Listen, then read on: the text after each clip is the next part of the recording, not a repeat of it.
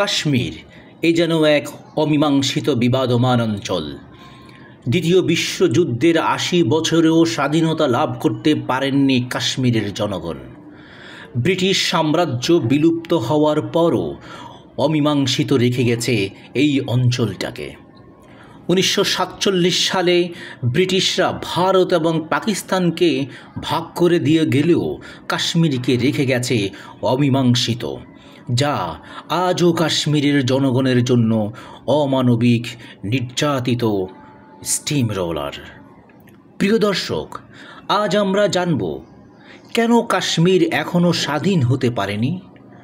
ভারত এবং পাকিস্তান ছিনিবিনি খেলছে কাশ্মীরের জনগণের ভাগ্য নিয়ে।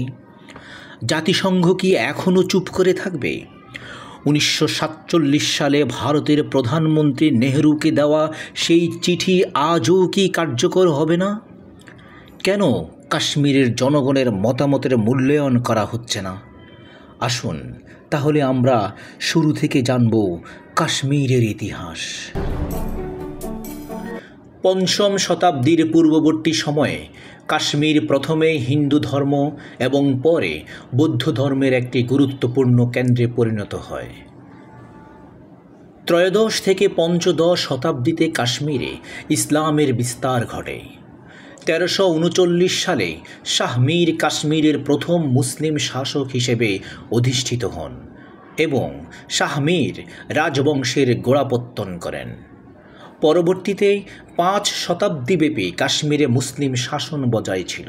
এর মধ্যে মোঘল সম্রাটরা ১৫৮৬ সাল থেকে ১৭৫১ সাল পর্যন্ত এবং আফগান দুররানি সম্রাটরা ১৭৪৭ সাল থেকে ১৮১৯ সাল পর্যন্ত কাশ্মীর শাসন করেন। ১৮১৯ সালে রঞ্জিত সিংয়ের নেতৃত্বে শিখরা কাশ্মীর দখল করেন। ১৮৪৬ সালে এই প্রথম শিখরা ইংরেজদের নিকট পরাজিত হয়। তারপর অমৃতসর চুক্তি অনুসারে জম্মুর রাজা গোলাব সিং অঞ্চলটি ব্রিটিশদের কাছ থেকে ক্রয় করেন এবং কাশ্মীরের নতুন শাসক হন। ১৯৪৭ সাল পর্যন্ত তার বংশধরগণ ব্রিটিশ রাজমুকুটের অনুগত শাসক হিসেবে কাশ্মীর শাসন করেন। ১৯৪৭ সালের ভারত বিভাগের সময় অঞ্চলটি একটি বিবাদমান অঞ্চলে পরিণত হয়। বর্তমানে অঞ্চলটি ভারত, পাকিস্তান এবং চীনের মধ্যে বিভক্ত।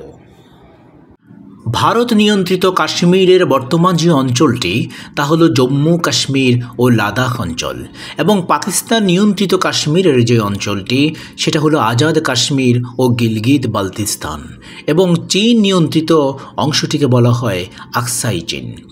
ভারতীয় উপমহাদেশের সবচেয়ে গুরুত্বপূর্ণ দ্বিপাক্ষিক দ্বন্দ্ব হচ্ছে ভারত পাকিস্তান দ্বন্দ্ব, এবং এই দ্বন্দ্বের অন্যতম প্রধান কারণ হলো এই কাশ্মীর সমস্যা। ভারত মনে করছে পাকিস্তান নিয়ন্ত্রিত কাশ্মীর এবং চীন নিয়ন্ত্রিত কাশ্মীরকে নিজস্ব ভূমি হিসেবে তারা দাবি করে। পাকিস্তান ভারত নিয়ন্ত্রিত কাশ্মীরকে নিজস্ব ভূমি হিসেবে দাবি করে, এবং চীন ভারত নিয়ন্ত্রিত কাশ্মীরের লাদাখ অঞ্চলটি নিজস্ব ভূমি হিসেবে দাবি করে। প্রিয় দর্শক, ১৯৪৭ সালে দ্বিতীয় বিশ্বযুদ্ধের পরে যখন ভারত এবং পাকিস্তান আলাদা হয়ে যায়, তখন ব্রিটিশদের মধ্যস্থতায় ভারত এবং পাকিস্তানের সীমানা নির্ধারণ করে দেওয়া হলেও জম্মু কাশ্মীরকে রাখা হয় অমীমাংসিত, এবং বলা হয় জম্মু এবং কাশ্মীরের জনগণ চাইলে যে কোনো দেশের সাথে অন্তর্ভুক্তি হতে পারবে। এদিকে জম্মু ও কাশ্মীর জুড়ে ব্যাপক সাম্প্রদায়িক দাঙ্গা হাঙ্গামা শুরু হয়। ১৯৪৭ সালের অক্টোবর ও নভেম্বরে জম্মু প্রদেশে উগ্রপন্থী হিন্দু ও শিখরা আরএসএসের পরিচালনায় এবং জম্মু ও কাশ্মীরের সরকার ও রাজকীয় সৈন্যবাহিনীর প্রত্যক্ষ সহায়তায় প্রায় ৫০,০০০ থেকে ১,০০,০০০ মুসলিমকে হত্যা করে। এই গণহত্যার মূল উদ্দেশ্য ছিল জম্মু প্রদেশের জনসংখ্যায় মুসলিমদের অনুপাত হ্রাস করা। প্রতি উত্তরে পাকিস্তান সমর্থিত পশতুন যোদ্ধারা বারামুল্লা দখল করে নেয়, যেটি রাজধানী শ্রীনগর থেকে মাত্র ৩২ কিলোমিটার দক্ষিণ পশ্চিমে অবস্থিত ছিল। এখানে পৌঁছে তারা শ্রীনগরের দিকে অগ্রসর না হয়ে নিরর্থক হত্যাকাণ্ড ও লুটতরাজে লিপ্ত হয় এবং তাদের আক্রমণে জম্মু কাশ্মীরের মিরপুর অঞ্চলে গণহত্যা চালিয়ে 20,000 হিন্দু ও শিখকে হত্যা করে। এর ফলে এই অঞ্চলের হিন্দু ও শিখদের সংখ্যা একেবারেই হ্রাস পায়। রাজা হরি সিং নিরুপায় হয়ে তখন 26শে অক্টোবর ভারতের সঙ্গে অন্তর্ভুক্তি চুক্তিতে স্বাক্ষর করে গোপনে জম্মু কাশ্মীরকে ভারতের কাছে বিক্রি করে দেয়।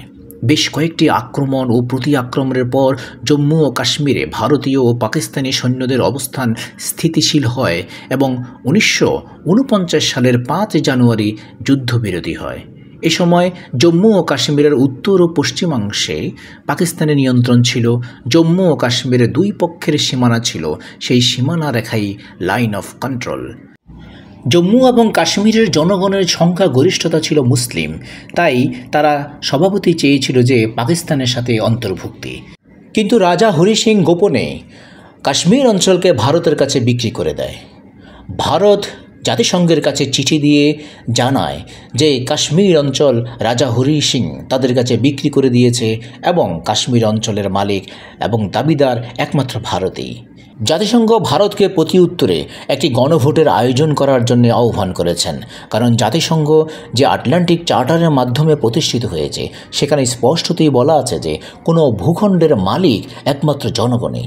জনগণ চাইলে ওই ভূখণ্ডকে যে কোনো ভূখণ্ডের সাথে অন্তর্ভুক্তি করতে পারবে। 1948 সালে জাতিসংঘের নিরাপত্তা পরিষদের প্রস্তাবেই কাশ্মীরে গণভোট, পাকিস্তানের সেনা প্রত্যাহার এবং ভারতের সামরিক উপস্থিতি ন্যূনতম পর্যায়ে কমিয়ে আনতে আহ্বান জানানো হয়। কাশ্মীরে যুদ্ধবিরতি বলবৎ হয় 1948 সালেই, তবে পাকিস্তান সেনা প্রত্যাহার করতে অস্বীকার করে। তখন থেকেই কাশ্মীর কার্যত পাকিস্তান ও ভারত নিয়ন্ত্রিত দুই অংশে ভাগ হয়ে যায়। অন্যদিকে 1962 সালের চীন ভারত যুদ্ধের মধ্যে দিয়েই চীন কাশ্মীরের আকসাই চীন অংশটি তাদের নিয়ন্ত্রণে চলে আসে। তার পরের বছরেই পাকিস্তান কাশ্মীরের কারাকোরাম অঞ্চলটি চীনকে ছেড়ে দেয়। অতএব সেই থেকেই কাশ্মীরের নিয়ন্ত্রণ পাকিস্তান, ভারত ও চীন এই 3 দেশের মধ্যে ভাগ হয়ে যায়। এ নিয়ে দ্বিতীয়বারের মতো ভারত এবং পাকিস্তানের সাথে 1965 সালে একটি যুদ্ধ সংঘটিত হয় এবং তৃতীয়বারের মতো 1971 সালে ভারত পাকিস্তানের মধ্যে আরেকটি যুদ্ধ সংঘটিত হয় এবং সেই যুদ্ধের মাধ্যমেই পূর্ব পাকিস্তান আলাদা হয়ে যায়, যা বর্তমানে বাংলাদেশ নামে পরিচিত। 1972 সিমলা চুক্তির মধ্য দিয়ে বর্তমানের লাইন অফ কন্ট্রোল বা নিয়ন্ত্রণ রেখা চূড়ান্ত রূপ পায়। 1949 সালে যখন ভারতের সংবিধান রচিত হয় তখন সেই সংবিধানে 370 এবং 35 এ নামে 2টি ধারা অন্তর্ভুক্ত করা হয়, যে ধারায় কাশ্মীরকে সাংবিধানিক মর্যাদা দেওয়া হয়। কিন্তু 2019 সালে মোদী সরকার সেই 370 এবং 35 এ 2টি ধারা বিলুপ্ত করে। পূর্বতন জম্মু ও কাশ্মীর রাজ্য পুরোপুরি মুছে ফেলে একে লাদাখ এবং জম্মু কাশ্মীর নামে 2টি পৃথক কেন্দ্রশাসিত অঞ্চলে রূপান্তরিত করা হয়েছিল। এরপর দীর্ঘদিন লকডাউন করে সব ধরনের রাজনৈতিক কার্যকলাপ যেমন বন্ধ করে দেওয়া হয়েছিল, তেমনি বন্ধ হয়ে গিয়েছিল শিক্ষা থেকে শুরু করে ব্যবসা, বাণিজ্য, পর্যটন সব কিছুই, এবং বিচ্ছিন্নতাবাদীদের আক্রমণ, যার ফলস্বরূপ 22শে এপ্রিলে পেহেলগামে সন্ত্রাসীদের আক্রমণ। পাকিস্তান এবং ভারতের রাজনীতির জাতাকলে পিষ্ট হয়ে কাশ্মীরিদের জীবন নিঃশেষ কি হতেই থাকবে, নাকি মুক্তি মিলবে কখনো? আল্লাহ হাফেজ।